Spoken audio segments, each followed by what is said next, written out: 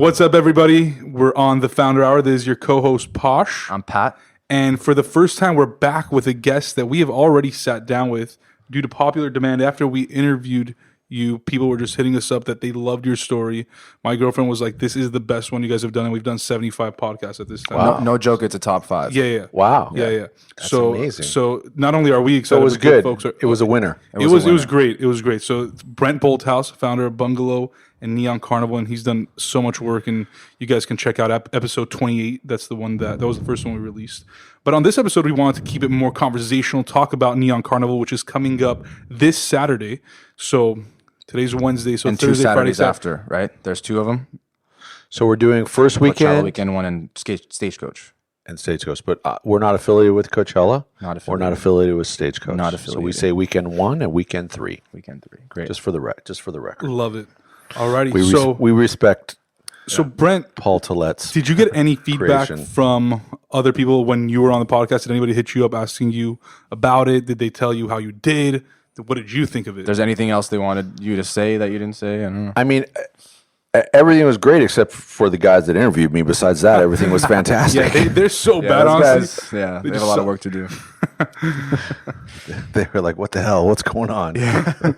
So again, I got never- positive feedback. I mean, I think, I don't know. I mean, sometimes people talk to me and sometimes they don't. People that listened to it liked it. I think it was always, it certainly was well received, I think, at least by my friends. Obviously, your friends or your relatives are going to listen to stuff like that, and they always are, hey, it's amazing. Yeah. But I'm I gonna mean, say, hey, like I said, I'm more curious to your listeners and like your friends and your, as you guys are building your platform, like. I think the main feedback that we got for this one was for folks that didn't even want to be in the hospitality space, perhaps, they just resonated with the story of like not really knowing what you were going to do when you were young and going through what you did go through. And just the entire story itself was very inspirational.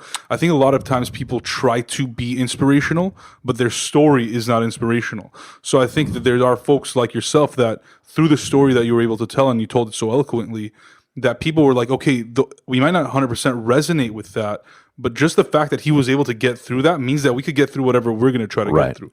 So I think that's why people really liked it. So is it fucked up if we listen to the podcast now so I can remember what I said for this podcast? Play it back and just play it back right now. I think we remember most of it, and it was We'll do a reaction. a reaction video. I should have. I mean, like, I know both of you guys because you're not nerds. Yeah. But I know you guys already watched the last episode of Game of Thrones. Oh yeah. Duh, right? I should have listened to the last podcast so I knew. Yeah, I mean, I know people rewatching the whole show because it's been so long. Right? Yeah, I know. It's But been a long quick time. recap. We talked about your upbringing. We talked about your childhood, kind of how you got into the nightlife scene and Bungalow and how that came about. But we didn't get to talk about Neon Carnival. So That's true.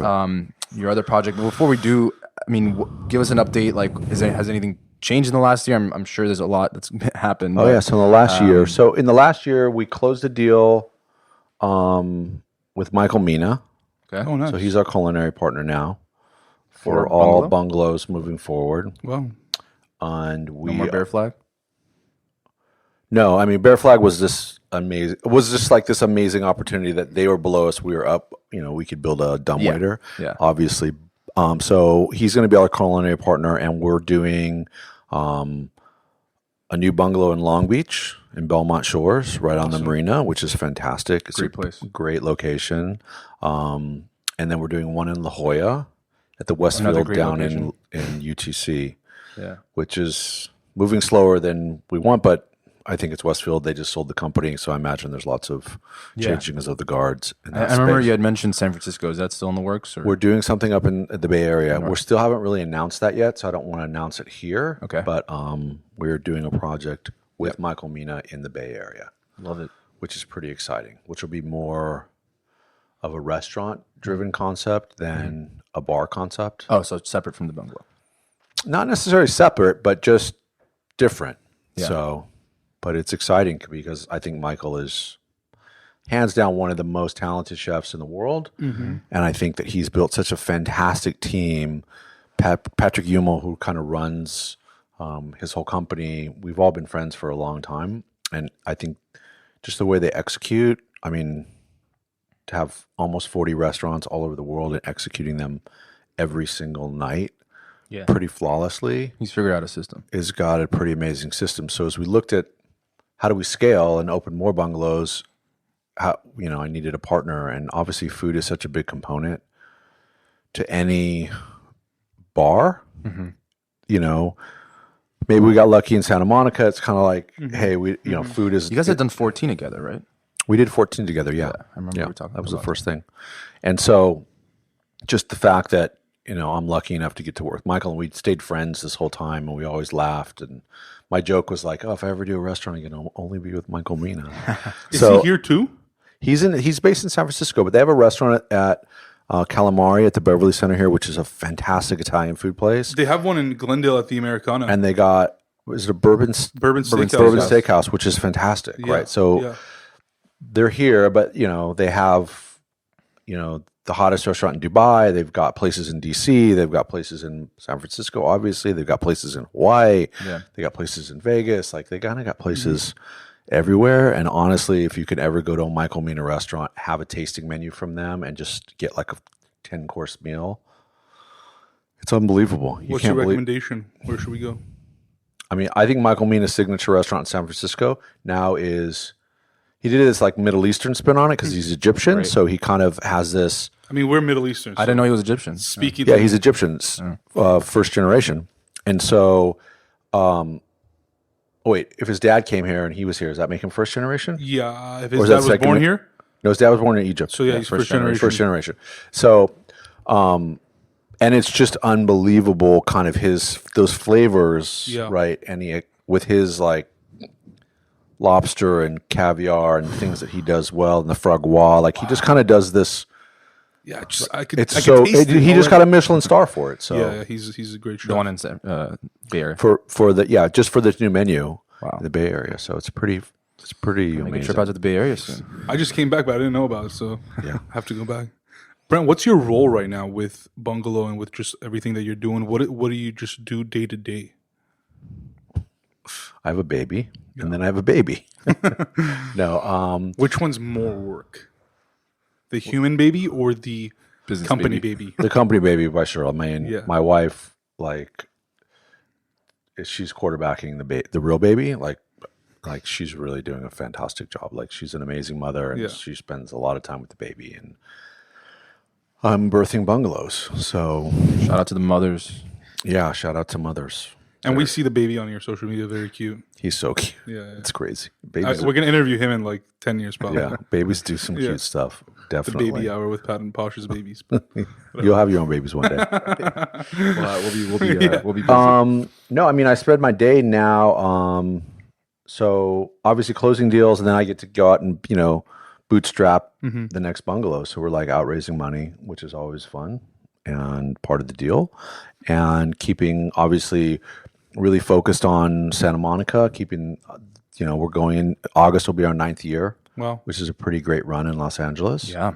We're doing some exciting stuff in Santa Monica. Like we just started on Mondays, we've been doing a thing, industry night for like the hospitality industry. We have a DJ, we take out all the furniture out of the main bar, and it's a dance floor, and it's been super fun for all the local. Recently?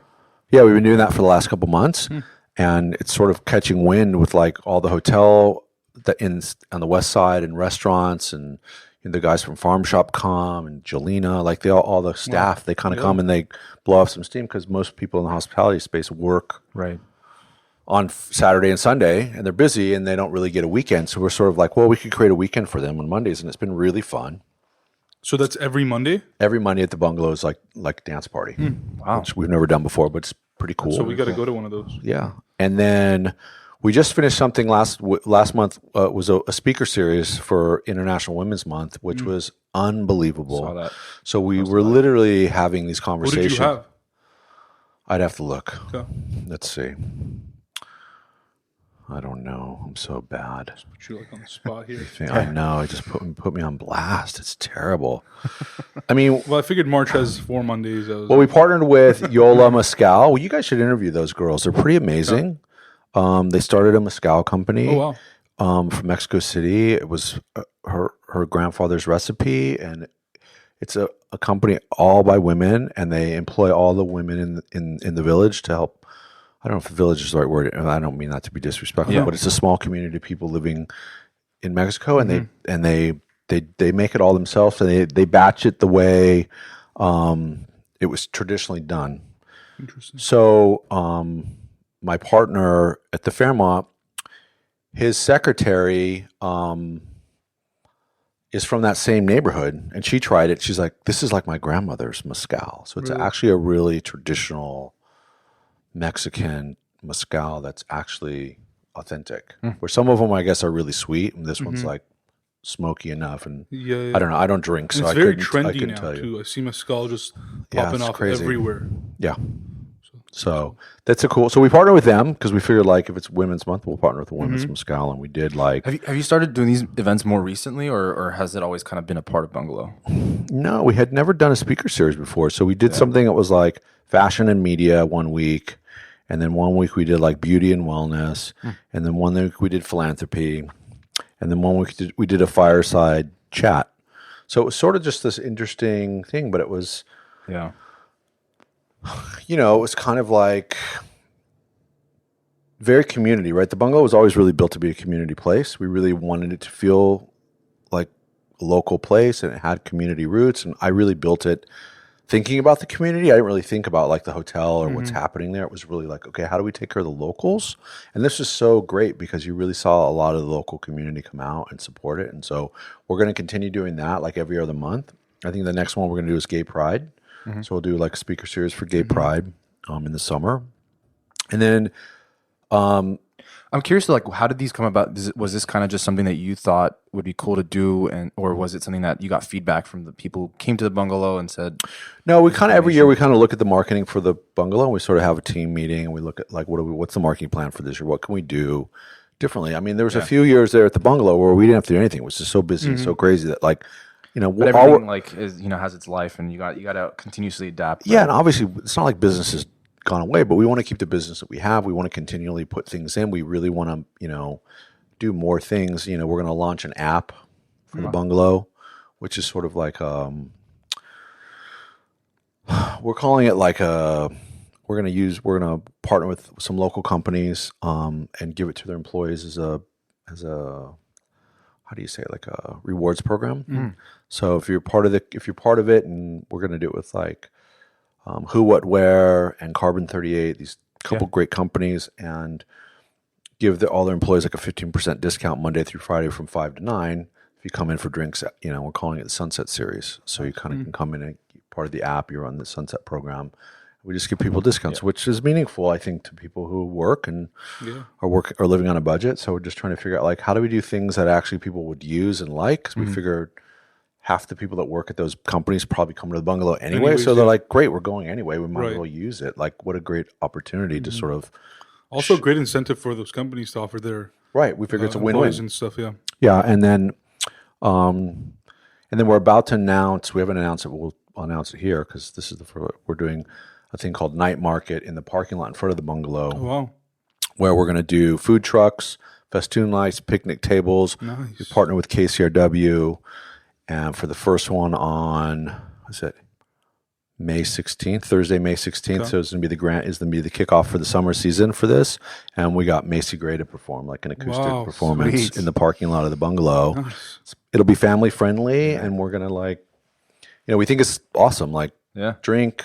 Yeah. See some music. We're going to have KCRW DJs, have some great food trucks. If you want to go to the Bungalow, you can. You got to be 21 to go in the Bungalow. If you want to come to Night Market, it's family friendly. So it's you guys open. got a perfect parking lot too. Yeah, that's especially in Santa Monica. Yeah, you so don't we see kind of that. we just sort of look at like how do we just continually bring more exciting things to the community in the west side of LA like that are something that's meaningful, because the Pier concert stopped, which was a big. Are they not doing that anymore? Not in the summer, maybe in the winter, but they're not doing it in the summer. That's unfortunate. So we sort of looked at like how do we do something on Thursday nights to not lose that, because that was a great like kind of like you literally be at the Bungalow and the Pier would start. It would like ghost town, and then at like 9 o'clock it was like you got hit with like 1,000 people at one time. Yeah. So Thursdays were like hit, boom, boom. So we're just like, how do we continue doing something that's fun and that the community would like? And it seems to be everyone's behind it. KCRW loves it. We love it. Macy loves it. Like it's a pretty exciting thing. So that's kind of what I'm working on those things currently, along with building, designing, conceiving all the other bungalows. Everything. Still doing everything. Still doing everything. I mean, we spread it out. I mean, we have, you know. Are there days that you wake up and you're just discouraged, or you're just like, I don't want to work today? Every day. Don't you want to just sleep? No. No, I don't think there's days where I'm discouraged. I like what I do. I think there's days that I'm tired. Yeah. You know? I mean, I try to hit the gym more than not because believe it or not, Essential. when you're like if I'm tired in the morning and I go for a run and I go work out, after that I'm kind of awake and I'm ready to go. Like my brain is going. I've got some fuel. I got blood's flowing. Everything's going, and I seem to just be like, okay, I'm ready for the day. So I try to do that. So let's talk about Neon Carnival. This is the other project you have aside from Bungalow, which is every year. Coincidentally, on the weekends that Coachella and Stagecoach are at. And we've seen that it's been called kind of the official after party of those festivals. So tell us kind of how this all came about, what inspired the idea, and, you know, how long have you been doing it, that kind of stuff. Well, we started this about 10 years ago. It's been 10 years. Wow. Yeah. Wow. So I don't know, 12 years ago, I went to those festivals for the first time, Coachella, which I'm a super fan of music, and I've always loved music. I've DJ'd for most of my career. I'm curious to hear your thoughts about where it's come since then, though. Sure. And had my own radio show for a long time, and so I was at Coachella, and it's just like a lot of people I was like backstage with friends, and they were just like, "Where's the party? You're doing the party, right?" I was like, "What party?" They're like, "After party. Like, we need something to do." And there was just nothing to do. And I looked, it was saying, you know, at that time, I don't know, maybe there was a curfew or something. It seemed like it ended at like 10:30 or 11. It was early, and people were like, "Let's do something." So I was like, "Wow, I need something. I need to figure out how to do something around this. This is an important thing." And I'm seeing every person. What were they doing? What was like the alternative? Nothing. There was nothing. There was no after parties. Yeah. No after parties. Just go home and they're expensive, you know. Right. So like, I don't know, 5 years before that, I had done a party for the opening of a ride at Magic Mountain called Tatsu. I remember that. Yeah. I hate that ride. That ride's awesome. So we did the opening of that, right? And we closed down. Magic Mountain was closed on like a Thursday, and we did a party, and we brought 5,000 kids from Hollywood to Magic Mountain for a private party. There was drinks, DJ AM DJ'd, like, and you could ride all the rides. How did you get 5,000 people there? I don't know. You said there's a free party at Magic Mountain with drinks free at the time, and literally, but I mean, okay, so you got to put it in perspective. There's 40,000 people that the park can hold, so there's 5,000 people there. So there was after hours or during the after day? hours. They closed the park early for us, and so we did this whole media thing for them. But it was literally the funnest party we have ever done. Why? I think there's something about funnel cake, cosmopolitans, and rides with no lines, and you're just kind of going, right? And then on top of it, you had a bunch of celebrities. So you literally had like No Doubt running around. Yeah. No fans. Like when can Gwen Stefani go to Magic Mountain? Never. So was this like carefully curated group of people? Yeah, or, everyone's on our guest like list. okay, gotcha. It was our guest list. We let everybody come. Gotcha. And so it was literally, I just watched the euphoria, and just with my friends, and everybody was smiling. Everyone was having the best time. Because I think we all have romantic memories of like going to amusement parks with our kids. Yeah. Most kids have a positive memory about that, right? So not me, but yeah, most kids. that's another podcast. It's a whole different. What is that about, pal? And so that kind of planted the seed for me for Neon Carnival. So we finally convinced, at the time we were doing a lot of corporate events, and we were doing a ton of work. I don't know if you remember, you guys were too young, but we used to do a bunch of really amazing parties for T-Mobile. Okay. Like when T-Mobile launched, we kind of launched T-Mobile in the US, and we were doing these amazing parties for them where we'd build like skateboarding ramps in the middle of a party, and like, bands would play, and it was really built around action sports. Like on, it wasn't broadcast. It was just a private party, and we'd do them all over town. Like one year, we did it like Griffith Park at the golf course. Kanye West performing on the golf course in Griffith Park with a full orchestra, with a full stage, Which he's basically doing now at Sunday service. I don't know what Sunday service is, but it sounds amazing. It's like not kind of like an orchestra, but he's in literally doing the like church on Sundays Calabasas, like in the middle of Calabasas. Got it. Every Sunday. Well, no, but this was literally like if you took his stage, he dropped it into like Griffith Park, and it was Got this it. massive stage. Sounds this like party. Kanye West. Yeah, it was amazing. Yeah. So and it was called Neon Carnival at the time. no, that was just a party for T-Mobile. Got We were it. doing work for Corporate events, T-Mobile, and so we pitched T-Mobile and said, "Hey, do you want to do something during Coachella?" And they said yes. So T-Mobile was like the first one, and it was literally the first party we did at Coachella was. This is 2009? It's like the year like Paul McCartney and stuff performed. Was Paul McCartney? I don't know the year that people were performing. Yeah. I guess if it was I guess it's 09. So it would have been, and it was DJ AM, Steve Aoki, and Danny Masterson all like DJ battling in a triangle. Danny Masterson. DJs? Yeah. Oh, I didn't know that. Mom Jeans. Oh. I didn't know that. He's a good DJ. Yeah. And so like that's how it kind of like that was the beginning of like doing stuff at Coachella. So it started with T-Mobile. T-Mobile was like your partner, or like they wanted to throw. They did it, and I pitched them the idea to do a carnival, and they were like, "No, don't want to do it." They did it for like a year or two, and then they were like, they kind of changed their format. Like they stopped. There wasn't a phone launch or something around, Gotcha. the time of the festival, and so Just didn't make much sense. they didn't make sense. So we basically pitched it to Armani Exchange. Like I have an idea to do a carnival, dance floor party. I saw what happened at Magic Mountain. Yeah. I was like, kids are going to go crazy. And we literally did the first Neon Carnival. And it wasn't free though, was it? Always free. Always free. It's always been free. It's never been any kind of anything but free. And so, Armani Exchange was like, we're in. And we did it for the first 2 or 3 years with them until They were kind of like the corporate sponsor. it was. So like back in those days, like you'd have one brand that would pay for a whole party. But was it called Neon Carnival? Yeah, it was called a Neon separate. Carnival. It wasn't Armani like, Exchange presents Neon Carnival. Okay. Yeah.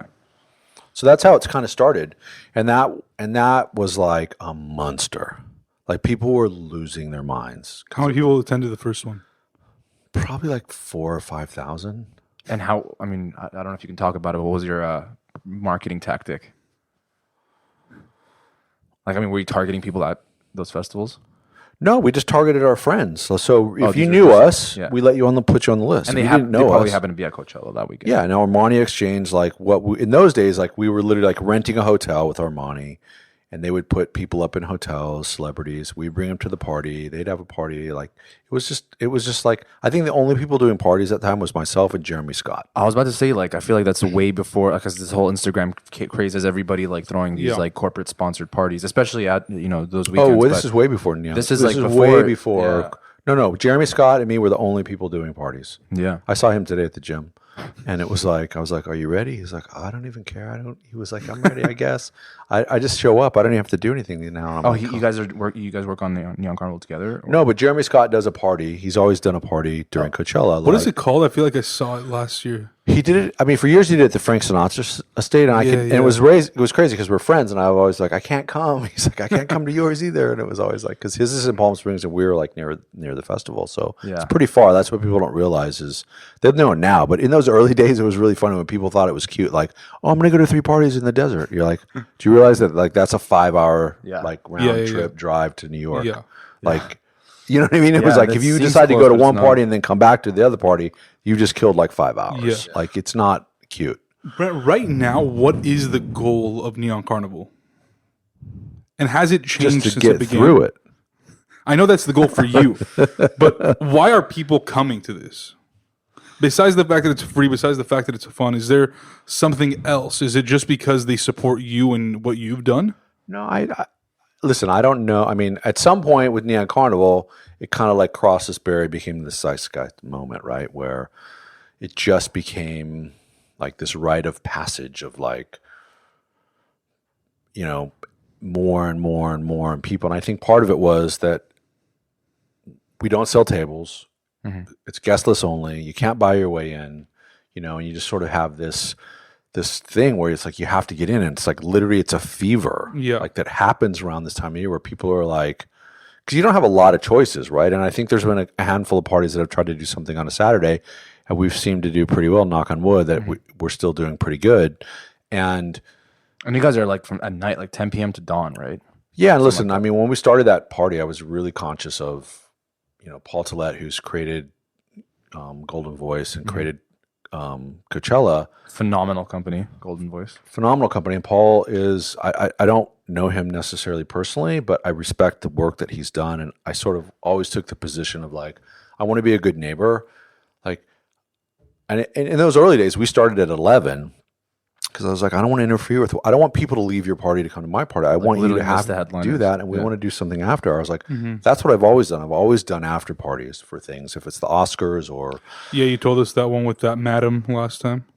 Yes, exactly. You haven't heard that there's part. been a consistent Episode 28. Yeah, episode 28, after parties. Great story. Yeah. So I was always sort of like, I really wanted to try to be as respectful as I possibly could be, to be like, listen, like, we don't book headline DJs. We don't try to like put big acts on. We don't try to like take anything away from what's happening at Coachella. I mean, I do have a deep, deep respect for those guys and what they've built. And, I think that the truth is people wanted something to do. Yeah. And that's the business that I'm in. And like, I'm not in the concert business. I'm in the party business. And this is it's a party. And I've stayed true to that for 10 years. It's like private, it's guest list. We don't charge to get in. Yeah. How many people come now? 8,000 to 10,000. Wow. A lot of people. Wow. It's a big party And it's now. all guest list. All guest list. Yeah. That's great. It's a big Excel sheet. I'm guessing you have like promoters and stuff. I mean, yeah. I always say it's like a funny thing, but I say to people, I'm like, listen, it's like, if you can't get into Neon Carnival, you got a problem. Like, we don't say no to, like, let 8,000 people come. Yeah. It's not 800 people. Well, I feel like most people just don't know about it yet if they can't get in. Maybe, but I'm just saying, like, Yeah. everyone's like, and I'm Yeah, like, yeah. it's just, we say yes to a lot of people and we take big lists and we do, it's not like Hyde back in the day when we could have 100 people in the room and you really were turning people away. It's like, It's just like a big campground, right? Essentially. You guys well, it's interesting. So this year we moved to, HITS is like the premier horse jumping facility in America. And so we did a deal with them where, it's in Indio? Or well, it's in Thermal technically. okay. And so they built us a grass field that's like the size of 3 football fields. So this is the first year we're on grass. Very nice. And we have like It's going to be great for the pictures. great for pictures. Actually, it's nighttime, so it doesn't really matter. but we have lights. Yeah, we have lights. So and for years we were on a tarmac, so we're sort of next to airport Yeah. to Right. hangars. And it was always on asphalt, which was Yeah. great because it was flat and easy to use. Last year we kind of went from the airfield to this kind of parking lot / dirt / thing, and now we're in what we believe was our permanent facility at HITS for a long time, which we're excited to see what happens at Neon Carnival when people are on grass, because it's like you've never been able to like go on a ride, go for a dance, and just like lay down and look at the stars. Like, who wants to lay down on asphalt? That doesn't sound fun. No. Brent, so we're live on Instagram here. One of our fans asked us, what gives you the most amount of anxiety, if any, during the planning process for Neon Carnival? The most amount of anxiety, I don't know. It's so crazy. There's so many things that go into. I mean, I literally been working on it for like 9 months. So at some basically point, it's a year long. Just like you guys end Neon Carnival and restart. Yeah, planning. we end and we really start talking to sponsors like in September, and we start getting things going and we start planning. And I've been in the desert like 10 times this year because of the new location and everything. So the most anxiety. I don't know. I don't get a lot of. I mean, as a person, I don't get a ton of anxiety. I mean, I do. I certainly do. I mean, with this party, we've done it for so long now. I mean, there's things about the new location that kind of like, oh my God, what's going to happen? How are we going to do this? Like, obviously, just thinking about like safety and how to get parking, and the traffic's always a problem. Just the logistical. So, like, we worked stuff. out, I think, a better parking plan with the CHP this year, and we went harder working on trying to have the guest list experience be better and checking people in easier. We got more parking spaces, so hopefully the overall experience is getting better this year. That was a lot of stress for me. Always is like the parking and have people getting in and getting out, and that's always this fever. But it's just, I guess the best is what gives me anxiety. It's just sort of like tomorrow we close the guest list, and then it's just like everybody is like they wake Wants up. to get on it. No, they just wake up. I'm like, it's Coachella, right? Yeah, Coachella's happening. Yeah. Oh, I didn't get myself on the list for parties. Like, I'm like, what's Like they going buy on? When did you buy your Coachella No, they tickets? buy it on like Friday. Like, how do you decide? Friday morning. Yeah, I'm just sort of like, No, but the funny thing is, like, we get sponsors. We literally have sponsors up to today, like calling me, like, so I want to activate at Coachella. We have this thing. I'm not talking like little sponsors. I'm talking like airlines, car companies. You're just like, what have you guys been doing for the last 90 days, the last 6 months? Were you guys not thinking that Coachella was happening, and you guys like you just Hopefully woke you up? have a place to stay while you're there. Exactly. So it's just always funny to me, like everything's booked a year in advance. yeah, and so we have an amazing girl, Alison, who handles all the sponsorship, and she's like, I've never experienced anything. Like, people are literally She's experiencing anxiety. well, she does this for a living. Like, Yeah. that's all she does for, like, people like, big mega stars and big corporations. She's like, I don't understand. Like, literally, like big Coca-Cola's calling us and like, how do they activate? And she's like, Coachella's in a week. Like, what do you mean? How do you activate? Yeah. Like, we're just like laughing at like these people. It's pretty funny, but so I don't know. I don't have a ton of anxiety yet. Yeah. Today I feel pretty good. I'm sure Friday night will be a little bit more, and then Saturday it gets. I don't know. It works. I mean, like you said, you've been doing it for 10 years, Yeah, so I'm kind sure of the you've figured out a experience helps with system. that. But Yeah, I it's a think the perfect- experience helps with that. I mean, it seemed like, I guess I have a little more anxiety about like weekend 3. Like, I don't know what's going to happen during that weekend. Like, that's the Is big. this the first time you guys are doing Yeah, Weekend it's a 3? big Okay. experiment. Like, doing that. Hopefully, You know, and just imagine it's just a different type of people. But listen, there's 100,000 people that go to Stagecoach, and there's nothing to do afterwards. yeah. So I especially- mean, I just figured we got everything up, Yeah. and we can leave it I up. feel And like you guys are going to have a much bigger turnout that day. Unless you guys have like... it's That's a booked. bold prediction. I'm I think- hoping if we can get as half as because, like many you said, people I mean, there's there less as things happening. weekend 1 will be great. Like, I just feel like there's there's nothing to do. And Cowboys love those carnivals, man. Cowboys love We'll carnival. see. But I think it's a great segue into. I was curious because I know festivals are a pretty hot topic right now. Aside from what's happening this weekend and next weekend, the and we Fire won't name the Festival- festivals. But the Fire Festival, Yeah, big deal. documentary came out recently, and everyone's going crazy over that. So I was just kind of curious. Like, I mean, thinking back when you first started this thing, and even till now, what kind of goes into like even beginning to try to throw a festival, and what are some of the biggest challenges, and like how do you go about that? Well, we're not a festival. Okay. You got to remember, You're we're a like carnival. we're the biggest private party probably in the world. But when you say party, it's more of like a. But it's like a festival is like you sell a ticket and people come. That's right. We're a guest Not list selling. situation, so some of that is different. Like, there's always that math equation of like, we got to sell X amount of tickets to cover the cost. Right. There's always that small margin of like where you make money and you lose money. And I don't have to worry about housing or artists or staging. Like, I haven't seen that documentary, but everyone tells me I need to see it. You got to Obviously, see it. But I mean, They didn't even get to the festival. Like it was just a shit Yeah, show they from didn't day even one. get to anything really. right. I mean, it was Yeah, a I can shit imagine. show. So it's just more so like, I mean, in this case, So for our case, like, I mean, I think what makes this a little bit different than like a festival is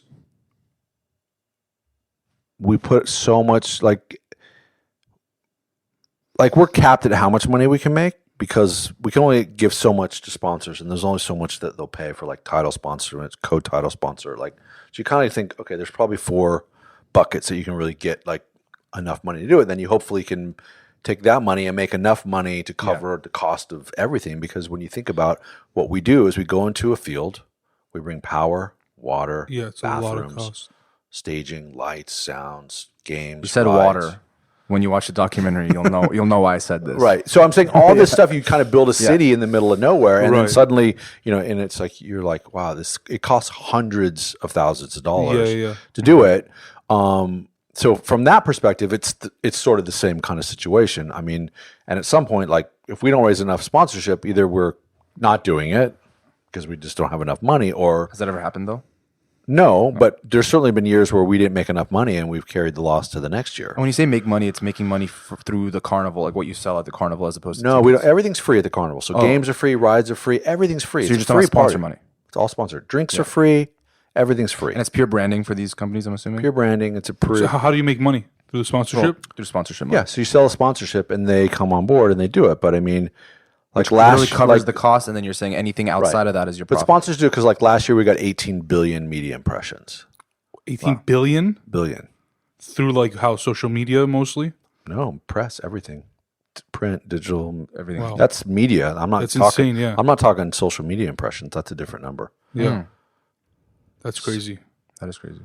Yeah. So it's What was like has there been a year where it's like this was bigger than other years, or is every year pretty consistent as far as more and more people coming? I feel like I remember like a couple of years ago, it wasn't as many people. It wasn't 8 to 10,000, was it? No, I mean it's always been like 5,000 people.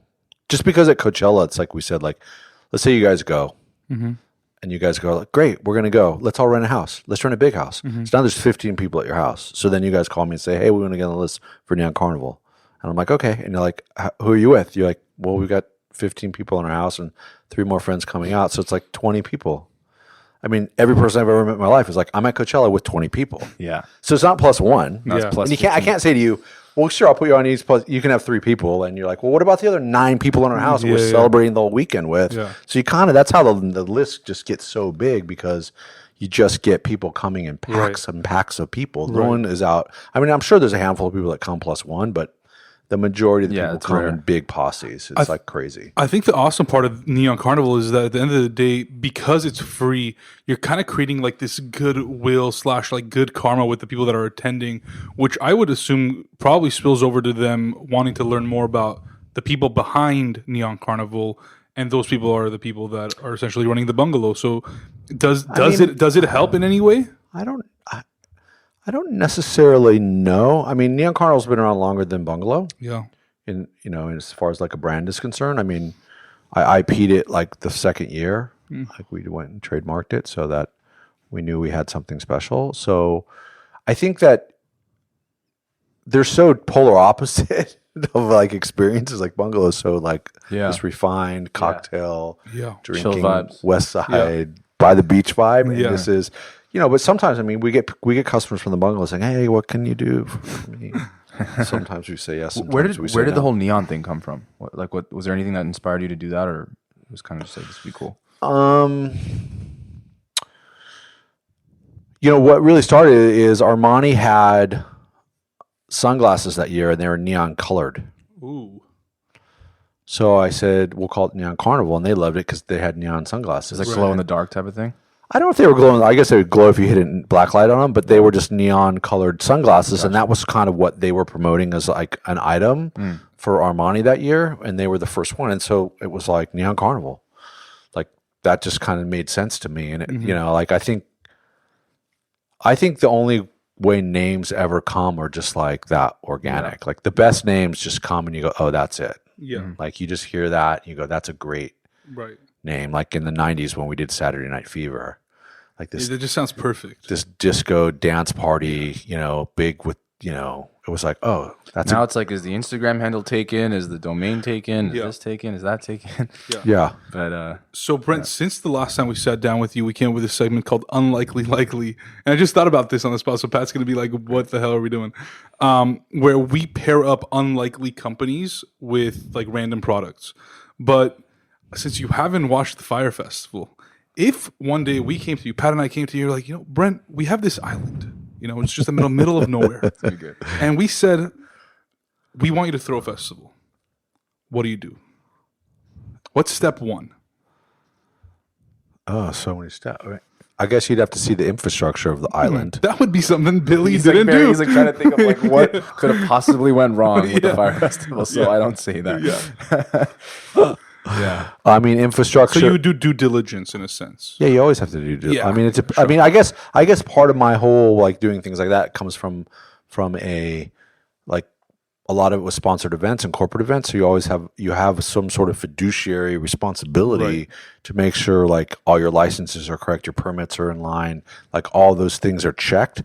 Because you don't want to get sued when you sign a big contract with Levi's. It's like it's not just my reputation. It's literally like that. So I think that's just in our DNA of like we would start anything that. I mean, not doing that would just be like okay, do they have enough power to make it work? Okay, do they have generators on the island? Like if they don't have generators, like what are you going to do? Like, like get a weather forecast going. Like it's an island. Is there storms coming? Is it going to rain? Is it going to? Yeah, I don't know. There's a million things. It's as if you watched the documentary. It's crazy. Where would you, besides the infrastructure, let's say that was all good to go, where would you start? Would you start with like the talent who's performing? Would you start with the food? I think you always start with talent, right? If you're doing something that you're selling tickets, it starts with talent. So if you don't have talent, you can't sell tickets. So I think you have to sort of, and if you can convince talent to do it, which they did, and you can, I don't know, I don't. I mean, this is just about your island. We don't know what we're talking. This is just a random situation. It's a hypothetical situation. Right. No, of course. It sounds like if you can convince CAA to give you talent without any real checking account, like I don't know how that works, but it would be a miracle. Like I suppose, without wiring some sort of security deposit to an agent. Yeah. You said you've been going to Coachella for a long time. I'm sure you've been to other festivals too. Is there anything like different that you would do? Anything like any different twist that you feel like, this is missing from festivals that you would want to add? No, I think the modern festival it's obviously an evolution of what we saw in Europe, right? I mean, festival culture has been there for so long. The Tomorrowland, it's like it's one of them. More of the newer ones. Just with they've got Glastonbury, which has been around forever, and just some of those festivals that just sort of, there's a thing in Europe. Like I think Europeans love music more than Americans, in some weird way, or they love all music, right? More than just a certain kind. Like we know that kids love pop music, and they will always support that. But like you go to Europe, and you could go to a festival that has the hottest pop band in the world, but then also they have like a heritage band in that whole mix because they love that music. They love it all. Like they're just fans of music. I feel like we have these Americans aren't fans of music. I just think that they're just not as passionate about. They're like fair weather fans almost. Like they like the music when it's hot. I wonder if the radio has anything to do with it. I mean, there's radio in Europe too. I don't know. I just think there's something more. But it's like more like what they play on the radio. I don't know if that's any different. Maybe. Yeah. I mean, obviously in Europe you hear a much more diverse playlist of music. Yeah. It's not just one, like you could be listening to like, I don't know, like the Power 106 of London, and then you could hear like Ariana Grande, and then also 2 songs later be like a great old David Bowie song, and that's what you'd be like, oh yeah, because they just love David Bowie, and they're not like not playing that song, right? Or it could be an old Duran Duran song, but they kind of just throw in stuff that's just like every now and then they feel like you ever watch Jules Asner? Is it Jules Asner? I have not. It's like this show. Maybe I'm saying his name wrong, but it's a British show where they literally have like 5 bands play in a circle. And he was either in a band or he was a music producer.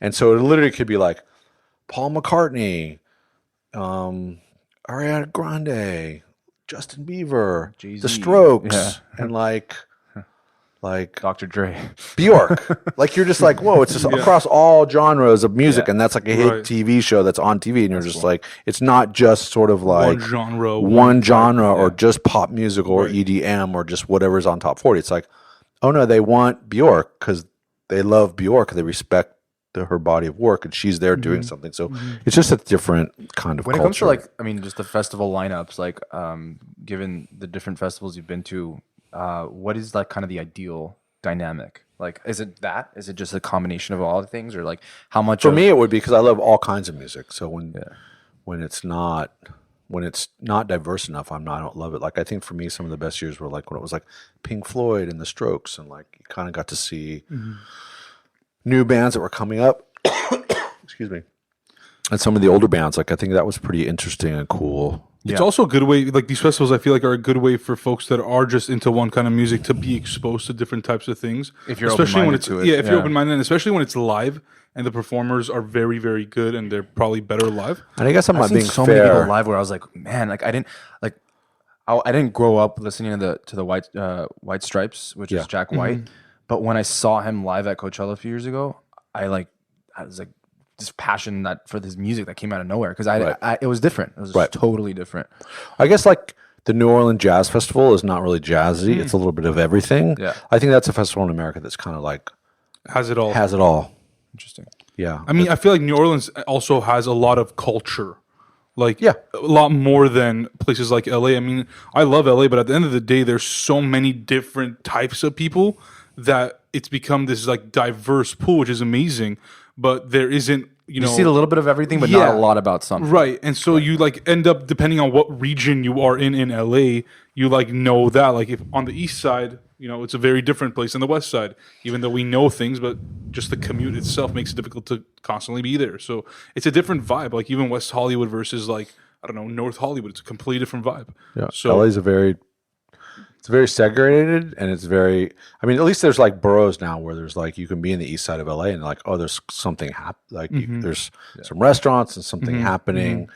Like Culver City. Like, there used to be times where there was like, you wouldn't go to any of these places. Right. There's nothing in these communities there was no. I mean, part of it's gentrification. Part of it's just, it's nice to see this like culinary renaissance happening in Los Angeles, where it's like you can open a great restaurant, and obviously, nod to Jonathan Gold, who really, really opened up the eyes to all of us in Los Angeles. Some real gems that you maybe that weren't on the beaten path. And suddenly he made that whole culinary world. And I think just food being on TV and the rise of like food stars, like, just makes the culinary palette in America just so much more open and exciting and interesting. What's your ideal festival food? Going back to your festival, what food vendors would you bring? Pizza. I love pizza at festivals. Wow. I mean, listen, I think what Nick Adler did at Coachella, Nick's an old friend and I love him. Fantastic. Right. He really sort of changed the food game at Coachella and really brought in the food trucks and stuff. Or was it just the level of like in those little VIP areas at Coachella, they have like real restaurants doing real things, and there's sugarfish, like, and there's these pop-ups kind of like where it's just more of a culinary experience, which is such a nice thing. You can kind of get a really great, I mean, I just went to the Renaissance Fair, and I loved it, but the food was terrible. So I'm just letting you know. Bring a sandwich to the Renaissance Fair. You heard it here. So, Brent, I wanted to talk to you a little bit about the future of hospitality. You've been obviously in this industry for so many years now, and you've seen, what it looked like a couple decades ago, a decade ago. You see it now, and you kind of see the trends. What do you see the hospitality industry looking like in the next couple to 5 years? What are some trends that you've noticed? What are some trends that you've noticed but are not yet public? Yeah, a few years ago, poke was big, and obviously this whole plant-based movement is something that's ongoing. But I just want to hear from somebody like you who's in it, who knows people that are in it, about what's happening next. Oh, I mean, I guess I'm like an ostrich in a bungalow sandstorm a little bit. Like, my head's in the ground building bungalows. So I'm not like, at one point we were so tapped into Hollywood. So I feel like. I just feel like this world of like hospitality and bottle service and paying DJs, $500,000 to DJ, like somewhere that has to find a better space, because the math doesn't make sense, right? Like for that in that world, and then it's just kind of finding that, and I think that's going to play itself out to some degree, where I feel like people have to realize. I mean, I don't know anyone who's really wealthy that's like, I'm super stoked to pay $20,000 for that table. Yeah. Like, I don't, I just think that that's a lot of money to anybody.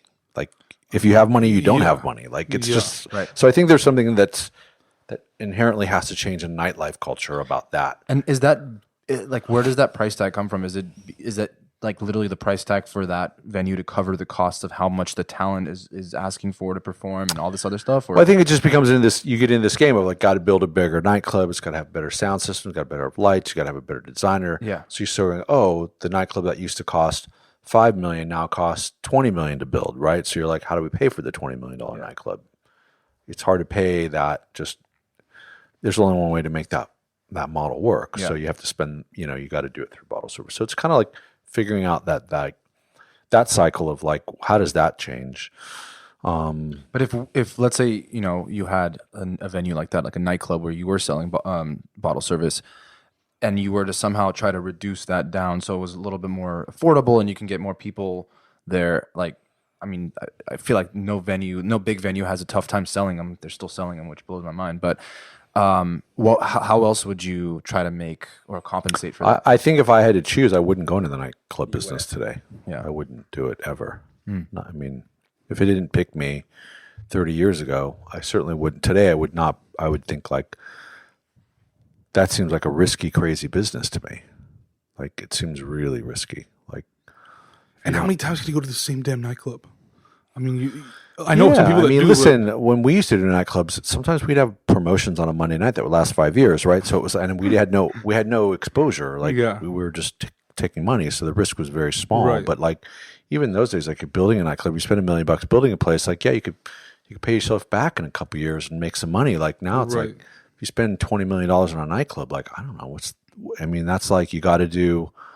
You got to do $50 million a year to pay it back, and like it's hard to get to those. It's like crazy numbers to get to the payback, and then who's putting up the money? Is it if you're really raising money through like investors? Like at some point, I think if you're taking people's money, you certainly have some obligation to try to pay them back. At least give it a good honest try, and if it doesn't work, we all know there's risk in investing. That's part of the game, but. You sort of have to build them. I mean, I always try. Our philosophy is like you got to build a model that, like, whoever's investing in it, can believe that that's possible. Right. Like at some point, like, and they trust the person who's doing it. Well, yeah, but even like doing like the restaurant with Michael Mina up in San Francisco, it's expensive and it's costing millions of dollars to do, and we've sort of built a performer, and we're like, okay, well, here's how long it'll take, and can we do, can we do less under one turn at lunch and do one turn at dinner and some snacks during the day? Okay, we can make that work. Like if I go to you and say, hey, if I have like less than one turn at lunch and I have one turn at dinner, can you believe that we can do one turn? That means one seating in the 160 seats. Okay, that seems like, okay, maybe Michael Mina and Brent Bolthouse can do that. Like, okay, but if we build a model that I'm like, we'll do 2 turns at lunch and 6 turns at dinner, and it'll be this, and it'll be a line. You start building these models that you're just like, wow, how do you believe that? Like, how does you can't be busy on Christmas, right? Maybe you can't. Maybe some places are, but like, it's just that model of Chinese like places. Trying to like be conservative and build models and build projects that stay in a place that's like believable. I just think that the community building approach that you guys have taken at Bungalow is a better approach to quote unquote nightlife or just going out, because it's one of those places. And again, a lot of folks that are doing this, whether it's even like the Soho Houses of the world or Spring Places or WeWork or whatever, the whole community approach that they've taken, you can go several times with different groups of people and have a different experience. Sure. And you're not spending so much money that it's breaking the bank and that you can't go again. I mean, like I was saying, like LA is so big. People on the east side, I live in Glendale, they know the Bungalow, right? They make an effort to come out to the Bungalow, at least once every couple months. Like it really is one of the few spots that are like recurring. Like, right, exactly. There's a lot of places where you go once and you're like, you know what, it was a cool vibe, but I'm not going to go again. Something about it. But I had a bad experience, but like at Bungalow, your experience almost depends on you and who you've gone with. Yeah. Bungalow is going to be consistent. But if you go with somebody a group of people that is just not enjoyable, you're not going to enjoy it anywhere. Right. It's not Bungalow's fault. Right. So, I think that's a testament to obviously the fact that community is a big thing, not only in hospitality. I think just non-hospitality companies that focus on community, that's the only way to not only sustain, but then scale, because the community then is going to build for you. They're going to be the disciples for, in this case, the Bungalow or Neon Carnival. We've always been about community. Yep. When we used to do nightclubs in the 90s, I mean, that was like, that was an area where me and Sam didn't see eye to eye. Like I had a different idea about community, right? Like he has a different idea about community. Like to me, it's like, if you were 18 working in the mailroom at a film company and now you're running the studio and I've known you for 20 years, that's my community, right? Like you just grew up in this space. So it's just sort of, we always thought about like what was happening in the room, and the community that we were building in these spaces was such an important component to what we were doing, which was, I think, part of our success is like we cared about the people in the room. We cared about the experience that people were having in the room. I knew my place in that equation. Like I wasn't there to get drunk or get laid. I was there to make sure the guests were having a good time. That was my responsibility, right? Like, hey, the light's right. Is the music right? Is this going on? Is the front door working okay? Like, there was a sense of like, I wanted to make sure, I was in the hospitality business, and my job was to make sure the guests were having a good You were time. hospitable. Yeah, and if if I met a girl after doing my job, great. But like my first and foremost was like, no, I needed to make sure that stuff was handled because that's the priority. Yeah. I think there's so many people in the hospitality space that kind of forget Twisted, that. yeah. You mentioned the experience, and that's definitely something that we're obviously big on too. Is like kind of what is the experience that you're getting, and that always changes, right? Like back in the day, like you said, it was, and it's still happening, but like you have your DJ on stage, and you have a bunch of people, and it's like just raving and partying, and then you saw in the last like 5 to 7 years this kind of speakeasy movement of like all these like bars popping up here and there. Like, what is kind of the future experience that you foresee in the nightlife space? I think you're going to continue to see more. I mean, obviously, what like the Houston brothers are doing is interesting. It's interesting that they're in Vegas now and they're trying to do a little bit of that speakeasy. Yeah. I haven't been to their space out there, but I mean, I really respect what those guys do, and They're great. fantastic designers. And they're great. They have Yeah. great aesthetic, and they really build. They try to create something that's interesting and not every day. And I think you'll see more. I think like you'll see like what we're seeing in the culinary space. There's lots of fantastic restaurants coming around. There's fantastic. Hopefully, there's more and more fantastic bars and things in people's neighborhoods. Like, like you'll start seeing like. I think a perfect example of kind of that what's happening in America, I think, is if you go to Waikiki and you look what's happening in like Chinatown.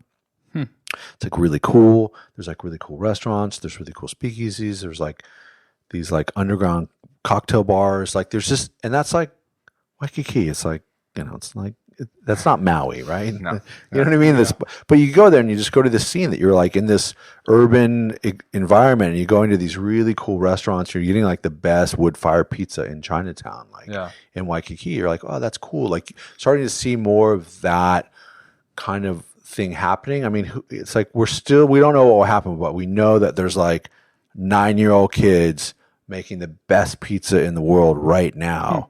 What's that kid going to be doing? And it goes back to like the outlier stories. Like we knew Bill Gates was the best programmer at 16. Yeah. And by the time he was kinda 20, keeping he your was eyes like, on he was kicking everyone's ass because he could just program better than anybody. And we all know the story. So it's like, what's going to happen now when you've got hundreds of kids that are like, oh yeah.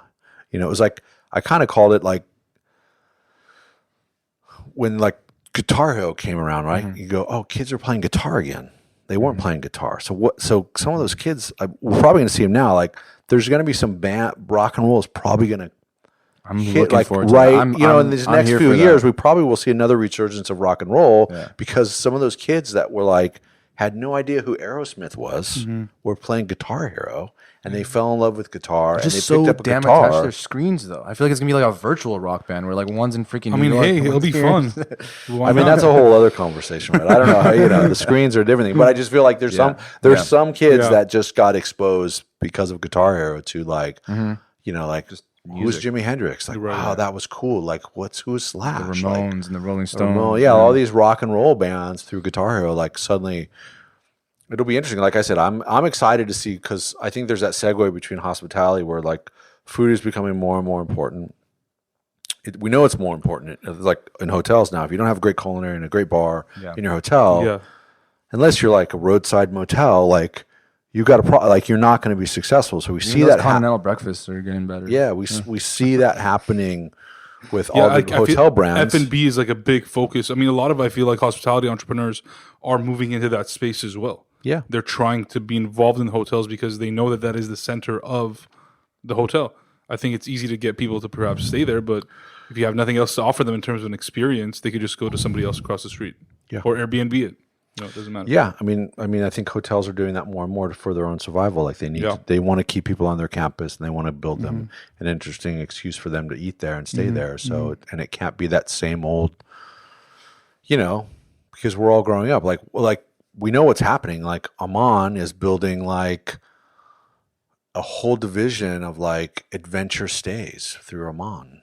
Like, what's that going to be like? Like the Amman hotels are so beautiful and amazing. Like, imagine if they're like, great, we're going to take you glamping through the glaciers in Antarctica. I mean, I think that must be like an amazing I think experience. they compete with like the Airbnbs because like they're trying to do these experiences. Well, I just think there's also this generation these guys that are growing up with some of these younger guys that are wealthy that they're like, I don't want to go stay in a Four Seasons. I want to go get my 6 friends, and we're going to go on like stay on a hill in Africa in this tent, and we're going to go like meet Simba for real. You know what I mean? Where you're like, why would you do that? Or go like you can have this for the same money, like kind of have this whole entire memory of travel and experience that you can't really get in a traditional. And listen, there's a space for traditional hotel experiences, right? So I think there's just something, it's all changing. Like we're definitely an evolving species who's looking like we're all, and obviously this generation is like gets bored quick. Yeah. Oh, very quick. That's the big thing too with hospitality. It's like such a big investment where, it's like besides unless you're a pop-up, like it's going to be tough to adapt like continuously with how much people's like attention spans and just like interests change, how quickly they change. Do you see yourself doing this a decade from now? Neon Carnival and Bungalow and continuing to build, these events and businesses? I mean, I think Bungalow probably around 10 years from now. I don't know what will happen with Neon Carnival. I mean, either we're going to like sell the IP, figure out somebody wants to do something with it, somebody wants to turn it into a festival or a concert or a thing. Maybe we continue doing it for a few more years. I don't know. I mean, who knows what will happen, because every year is kind of like every year we got to raise the money and see if there's sponsors that want to do it. It's like it's just like song and dance. A lot of things is dependent on, whereas Bungalow is like its own thing. Where it's Bungalow. I mean, listen, Long Beach will open up at the end of the year. La Jolla will open up sometime in 2020. San Francisco open in maybe at the end of the year, maybe 2020. But we'll have 3 or 4 more, and then we kind of have that. I don't think that's just going to just. The good thing about Bungalow is I like to go into second tier markets and build something world class. Right, that's part of our model, and so. We're really, I don't think that Huntington Beach is suddenly going to go, the knock on wood, we're getting like main great real estate, right? And so when can I get a view of this Huntington Beach Pier ever again? Never. Yeah. When can I get like on the marina in Long Beach? Never. Like when am I going to get like a rooftop looking over La Jolla on the 3rd story of a Westfield Center on the street, not even buried in the center? Like it's now like it's been the time for like so we get these, if we can nab a few more really great locations, it's like kind of like, okay, hopefully we can have something rush. We can then go and open 4 or 5, and we're looking at great real estate. I go to Boston next week and look at some real estate out there. East Coast plans? Boston. Oh, Boston. Yeah. Boston. So it's like places that are near the ocean. Coast. No, it doesn't. Bungalow is not a coastal brand. Bungalow is just a residential brand that needs to feel community. Like there's an urban bungalow for sure. So is the idea to just kind of have it like a different vibe based on like where the location is? In that way we look at like Soho House as a model. Like if you go to the one in Berlin, it's way different than the one in West Hollywood. Right. So they're sort of relevant to like what the community that they're in. Yeah. So we're the same way. Like if we go to Seattle, it's not going to feel like Southern California. Yeah. Like I'm not trying to bring Southern California to other cities. I'd be like, no, this should feel relevant to the community that you live in. Like if you live in Seattle, you like that community and you like what that culture is, and hopefully you like the heritage of that community. So we would try to bring all those elements into the space so that you can be like, great, this is like I think that's what makes Santa Monica and Huntington Beach great. You go there, like it feels like this is why I live in Santa Monica, because this feels like Santa Monica, right? So hopefully tapping into that part of the psyche of the community that's around us and really doing that same thing wherever we go, that we don't sort of stray from that, because again, it's not a Southern California brand. We might be from Southern California, we might be made in California, but we're not trying to bring California to other parts of the world. So Brent, just to kind of wrap this up, and since last time you've become a father now, so you can give us your fatherly advice. Yes, yes, my son. If you just had one piece of advice to give to younger folks that, don't necessarily know what they're going to do career-wise or what their next steps are, or, what life has to offer them, what's just one piece of general advice that, you can share or give them? I mean, the best advice I can give anybody is like, just don't ever give up, right? I mean, because you're gonna fail, right?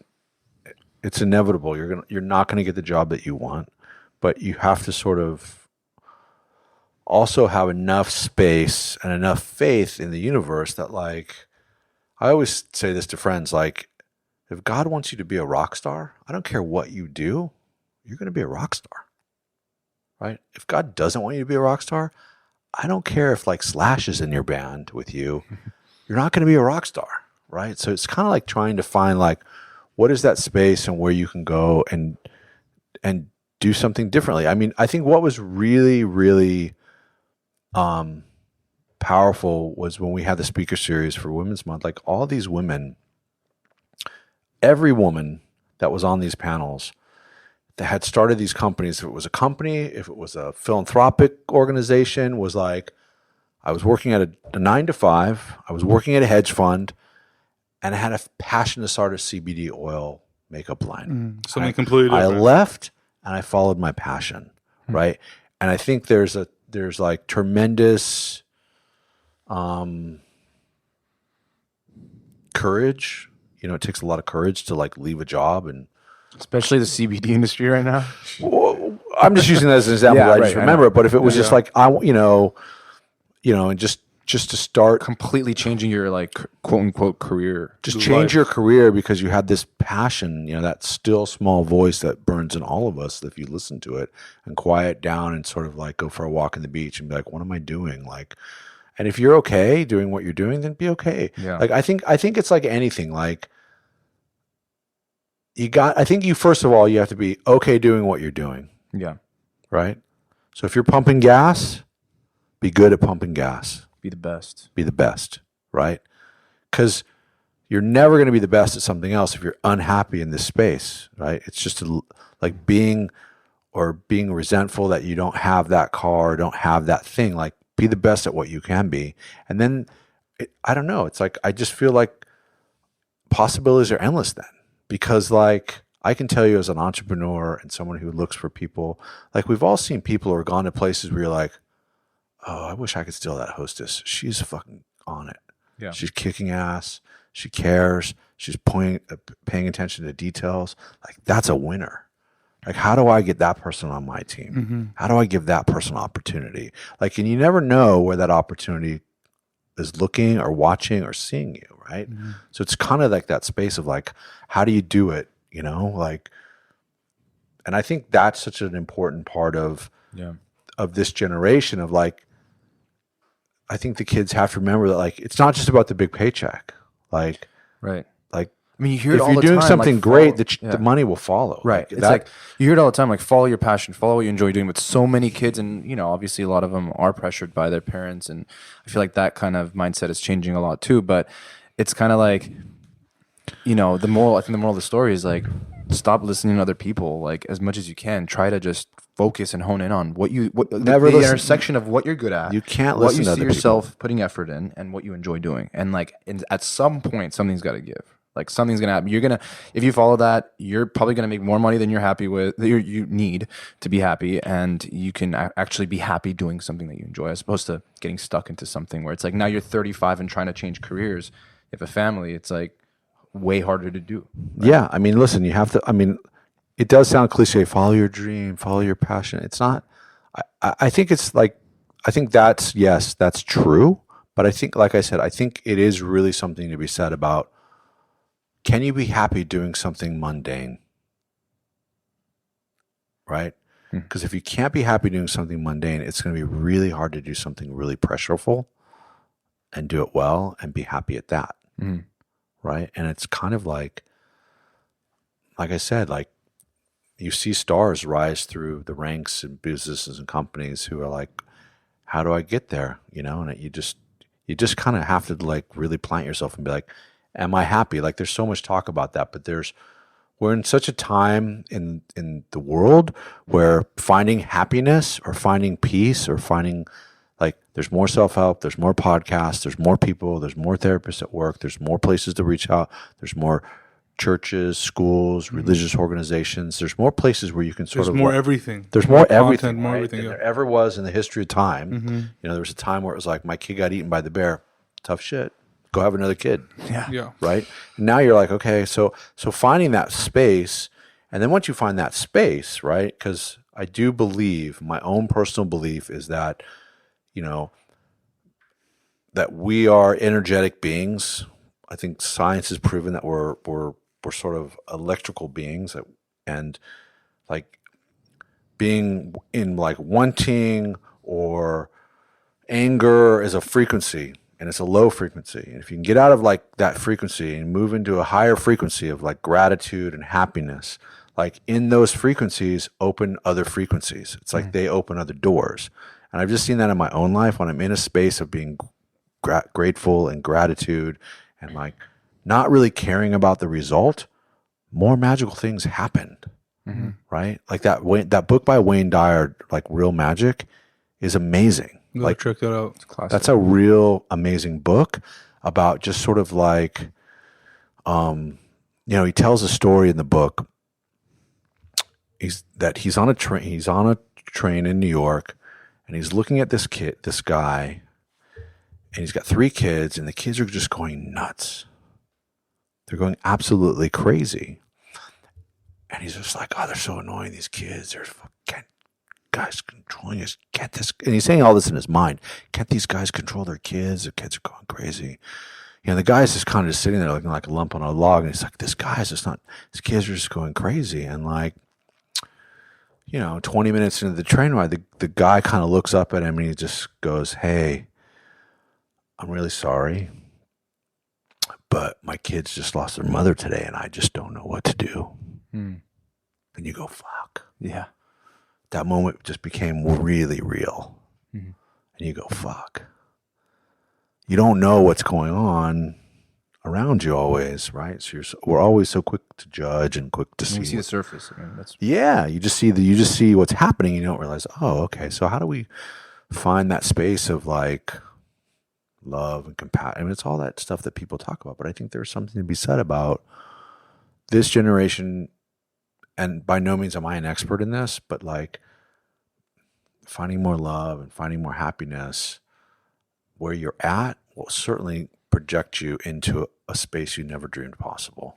Right, because I feel like the idea is that once you do get to that place, that you will be happy and you'll have everything you ever wanted. And then I feel like most people look back and like, well, I could have been happy back then too. The things that bring happiness, where it wasn't this. This was just some goal I had. I'd love to see the statistics on like everyone who's ever won the lottery and how happy they are. Yeah. Or there must people apparently lose it. Or had a goal and reached it, whatever the goal was. Like they wanted to be the biggest, I don't know, NBA player ever, and they did. Like whatever it might be. I'm curious. Like I think a lot of what Brent said goes to that we're very focused on the results. The getting to wherever we want to get to, and we don't really know. Our expectations are kind of false. Right. We don't really know what there entails. We don't really know what's going to come out of that. Well, I think it's interesting, like this Instagram culture, like you only see the picture. Right. So you don't see behind the scenes. No. You don't see how that picture came together. You don't see that. You don't see that girl or that guy that's got that 6-pack that's really been fucking starving and working out 6 hours a day and running 10 miles a day. You don't see the journey of how they got there, or they freak to tell you like, oh yeah, I've been running track since I was 8 years old, and I've been running track, and now I'm 23, and of course I still have this body. Like it's like some of it's not. It's like my body, track. Exactly. There's a lot of I was going to say that. So I'm just saying that like you don't get that backstory where you forget that the journey. Yeah. The failure and journey is it's like Joseph Campbell, the hero with 1,000 faces. Like you have to go fight the dragon in the cave to win. The princess, and there's that journey that I can just say in my own life, like. Without that journey, there's no way I could stay where I'm at today and keep it together and be grateful for what I have and have a family and the pressures of like being married and kids and work-life balance. Like there's no way I could keep it all together without some of this journey to build my character. Like if you just get to the prize, then what? You know what I mean? But you don't know how to handle. Like and you don't know how to handle it. Well, you don't know what comes next because you're like, you think you're content, but I think the problem is I don't think people know what makes them content. Yeah. Like no matter where you're at, you're building experience, and that if you have a positive outlook, that day will come. That experience will pay off. Right. And my good friend Tim Story, who's this amazing motivational speaker, timstory.org, you can check him out. He always, and he's a minister by trade, but he does a talk on sometimes you have to be left in order to get right, where basically God will put you in a left experience and cement you in it so that when you get in your right experience, you know how to stay there because you don't want to go back there. Yeah. Right? Where you're just like, oh, yeah, that's why I'm over here. You know That's why it's hard right now. It's because I'm learning how to be okay It's with just it. hard. It's hard to accept that when you're in the left. But that's the great lesson in life. Yeah. Is the letting go, you know. Listen, everyone thinks the world is suffering. The Buddha said, 6,000 years ago, it's the joyful participation in the suffering of the world. He said it then, not because the world wasn't suffering, because the world was suffering. It's same true today. It's like, how do you have joy in the suffering? Whatever that suffering is, it's all relevant, right? If it's a family member dying, if it's work being hard, if it's a boss being an asshole. I mean, it's like The Alchemist. Like it was, Right. Journey. It's the journey. So how do you sort of be in that space and also be happy in that space and really embrace it? And people kind of go, God, that guy's special. Like, that's not a typical, I didn't think I was going to get that from that person who was serving me or bringing me or being my, we've all seen that where you meet that valet guy. You're like, God, that guy's really cool. I remember that guy. Yeah. You remember him, or you go to that hotel and he's there again and you're like, God, I remember you. You were great last time. I mean, I go to certain places like restaurants because of one person. Like their food is like, it's good, but like I expect food to be good everywhere. But there's always that one person that you connect with. You're like, that person has like a higher purpose and has something that they're joyful about doing what they're doing. And they might not even want to be there at that probably moment, don't. But they probably don't. They have that attitude. And that's why I love Undercover Boss. Yeah. I watch that show and Yeah, it's like it's a you just hear these real stories of people and you're like, wow, those people are showing up for the job and they've got 4 kids and a sick mom and they're still there and it's always so hopeful. I always cry when I watch that show. Have you ever considered being a speaker, like going on like, I don't know, speaking tour and talking about your experiences? Because I think I said in the beginning of this podcast, obviously, like, and now like the latter half of this podcast, like I've been like definitely motivated myself because I do feel like at times I'm in that left. I do feel like times that I'm like, I could be doing more. I could be doing better. I could be something that I quote unquote enjoy. And then I forget that, when I look around me, which I don't like comparing myself, that I am happier than other people. Like I have quote unquote figured it out more than others, but I'm not content with myself because I'm my biggest critic. I'm sure Pat feels the exact same way.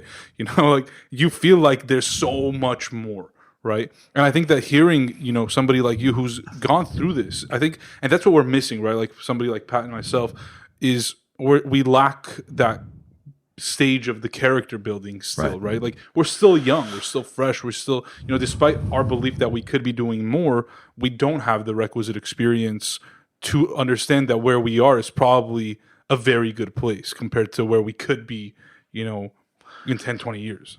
Yeah, I mean, again, who knows where, you never know what the future holds, right? So we never know, but it's sort of like, I mean, we're all, I mean, I think anyone who has drive is always like, how can I do more? What can I be? Yeah. I think, not that I don't have drive anymore, because I do have drive. I've always had drive. I've always looked for opportunities.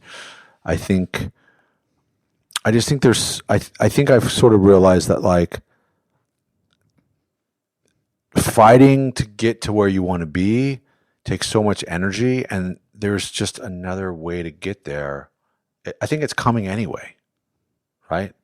I think the universe wants us to be successful. Like I think the universe wants life to grow. Like if we just look at the planet, like flowers want to bloom. They bloom in the side of cliffs through cracks and they want to be beautiful, right? Like the universe wants things to grow. They want us to be positive. So if we're one of the higher species on the planet, like I think the universe wants to do that. So what's stopping that from happening? I think it's our own selves, it's our own selves kind of stop that, because I think the universe is like, I want you to be successful. If you believe in God, then like I think God is like, God gets more out of you being a success than you being a failure, right? Because if everyone's like, God's awesome, he sucks, I lose everything every time I talk to God, like that's not good PR for God, right? You know what I mean? It's kind of like, how do you like? Yeah. So I just think it's like, how do you sort of, like I said, for me, what's ever made the most sense is my teacher, this guy George Falcon, was my spiritual teacher for the last like almost 30 years. He passed away a few years ago, but you can go to like George Falcon. and Brent Bolthouse on Vimeo. We have some videos up of his teachings that I used to record at my house that are pretty interesting. But he would always say, like, there's no cap at the top, right? So, like, don't stop at happiness. And he'd always say that, like, the Hindus, they stopped at nirvana, and they didn't realize there was a place past nirvana because nirvana was so beautiful. It was, like, so angelic and so beautiful. So he was like, there's a place beyond the place, so don't stop at happiness. There's no cap at the top. Like, keep going. Like, keep reaching for the stars. Like, don't put yourself in a box. But he would talk about this frequency of, like, wanting and being jealous or angry, and like you said, you want to do more. That's a frequency, and the wanting frequency is a low frequency. So being grateful, just moving into gratitude, saying, like, I'm so grateful I got a podcast. It's so awesome that this exists. Like, I get to do this. I get to meet interesting people. Like, finding the gratitude in the space raises your frequency. And what he would always say is there's gifts at every frequency. And the higher you go in frequencies, the more gifts there are. So it's kind of like, oh, if we can get out of this space and get to this space, what's up here is definitely better than what's down here. That's definitely interesting. I feel like I could sit here all day and talk about this because I definitely have thoughts on that too. But don't want to, keep it too long. This has been awesome, Brent. It's always a pleasure sitting down with you, and we're looking forward to seeing everything that you do continuously from here. And thank you. I hopefully having you on for part 3 soon. Yeah, part 3. And Neon Carnival. He's like, I want these guys out of my office. Neon Carnival is Saturday. Oh, yeah, I know. That's gonna be fun. So if you guys are around there, I mean, when the guest list closes, what? It's closed. The guest list is closed. Better luck next year. But not weekend 3. Oh, there you go. Weekend 3 guest list, folks. Stagecoachers. And anyone that's on cowboy boots on. Anyone who's on guest list for weekend 1 is automatically put on guest list for weekend 3. Oh, wow. So if you're bored and you feel like driving out, we'll keep the Ferris wheel going. There you go. Thanks, Brent.